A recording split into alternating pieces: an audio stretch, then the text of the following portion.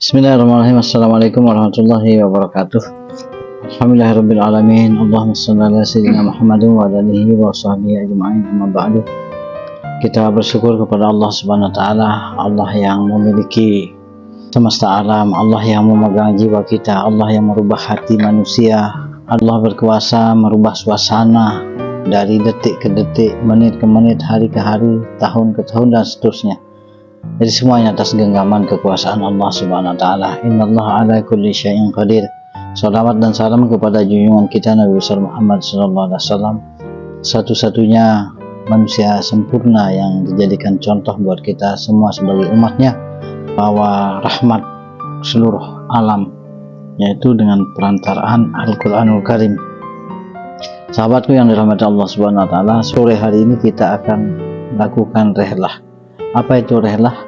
Rehlah itu sebenarnya relaksasi, itu berlibur. Tetapi berliburnya umat Nabi berbeda dengan berlibur pada umumnya. Rehlah di sini mengandung arti, kalau secara luasnya, secara globalnya, yaitu melakukan satu perjalanan untuk mendapatkan hikmah ilmu.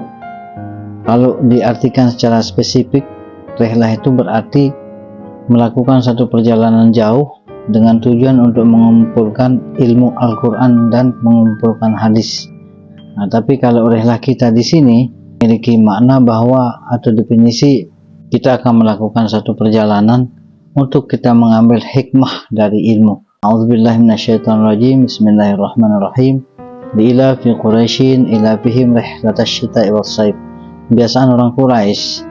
Orang Quraisy itu dulu terkenal dengan jahiliyahnya, tapi ada satu yang masih diadopsi oleh baginda Rasulullah SAW dan dianjurkan kita untuk melakukannya, yaitu rehlah. Rehlah itu berlibur. Maka berliburnya kita umat Islam ini ada tata caranya, ada kaedah-kaedahnya. Apa yang harus diliburkan? Yang harus kita liburkan, yang bekerja 24 jam setiap hari, walaupun kita dalam keadaan tidak sadar, adalah otak. Jadi otak ini perlu berlibur, perlu refresh. Apa manfaat rehlah? Rehlah itu manfaatnya banyak sekali, menjadikan kita lebih produktif dalam berpikir, lebih kreatif, lebih bugar, lebih segar, dan kita akan bisa melihat apa kekurangan, apa penyebab-penyebab masalah-masalah yang terjadi dalam diri kita. Dengan berpikir produktif, maka hasil pikiran kita juga akan produktif. Maka cocok sekali kalau kita itu melakukan rehlah. Sekurang-kurangnya rehlah yang betul-betul efektif itu sebulan sekali atau setiap 40 hari sekali kita harus rehlah, melakukan rehlah. Kemudian dalam perjalanan rehlah itu macam-macam rehlah. Ada yang rehlah full untuk belajar, ada juga yang rehlah untuk refresh. Karena otak kita ini makanannya adalah ilmu. Dari hasil ilmu itu kita berpikir, dan dengan pikiran ini itu dieksekusi oleh pekerjaan. Itu di dalam otak kita ini ada namanya cerebrum dan cerebellum. Cerebrum ini adalah dia menampung semua data cerebrum. Nah, kemudian difilter lagi sama otak kecil namanya cerebellum. Jadi itu yang mengerem kita untuk melakukan atau tidak, apa pekerjaan-pekerjaan ditampung sama cerebrum atau otak kita. Ini berputar terus, bekerja 24 jam, berpikir, berkreasi, berimajinasi, dan seterusnya. Maka ini harus diliburkan dulu otak kita ini. Bagaimana kaedah-kaedah dan caranya kita dalam rehlah ini? Yaitu pertama, kita niat karena Allah. Kemudian setelah kita niat karena Allah, nanti kita akan melakukan perjalanan itu sekitar 10 menit, tidak ada berbicara. Kita boleh berselawat, boleh baca tasbih, baca tahlil, la ilaha illallah atau subhanallah walhamdulillah wa la ilaha illallah Allahu akbar.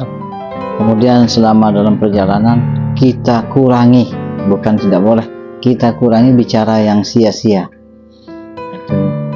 Kemudian yang harus dijaga pandangan mata. Itu kalau tidak sengaja tidak masalah, tapi kalau sengaja itu yang masalah. Itu jadi kita usahakan, karena kita sedang mau merefresh otak kita ini, karena apa yang dilihat oleh mata, apa yang diucapkan oleh ini, didengar sama ini akan masuk ke dalam otak dan diserap oleh hati kita. Nah, itu yang sedang kita mau cleansing sekarang, kita mau bersihkan. Jaga pandangan mata, perbanyak zikir, berbicara, ngobrol yang bermanfaat.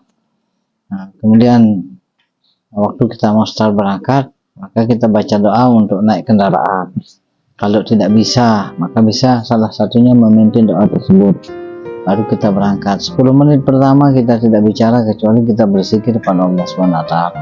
Kalau kita melewati jembatan, maka kita baca ya Allah ya Rabbi salim salim salim. Dan insya Allah dalam perjalanan kita ini, jika diawali dan diakhiri dengan cara yang baik, maka akan menghasilkan sesuatu yang sangat positif.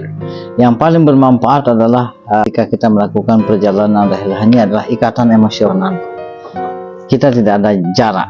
Ketika manusia dengan manusia ini tidak ada jarak, dengan datang bertemu karena Allah, maka Allah menyertai kita. Maka perjalanan kita itulah perjalanan rihlah ini adalah perjalanan ma'ayatullah. Nah, apa itu kebersamaan kita dengan Allah? Allah suka dengan orang yang datang bertemu karena Allah, bukan karena apa-apa. Terus saya bertemu Mas Agung bukan karena ada duit dan lain sebagainya, tapi kita bertemu karena Allah. Insya Allah ya, untuk kurang lebihnya nanti kita akan tambahi lagi. Mungkin ada mau ditambahkan, Komandan? Perjalanan, Mas Rio? Wah, mungkin ada yang mau ditanyakan Mas Agung masalah lain? Jujur, kalau masalah kayak tinggi itu saya nggak hafal. Nanti kita. Jadi kita paling bisa pakai niat, kita bisa kembali. Jadi paling saya ntar kebanyakan ngikut no comment. Iya. Kebanyakan ngikut no comment. Subhanallah, subhanallah. Kalau itu apa? Ya sudah Pak, pakai itu aja, itu aja. Tapi bahasa, lihat bahasa bisa. Ini santai. Kita lanjut sedikit tentang adab-adab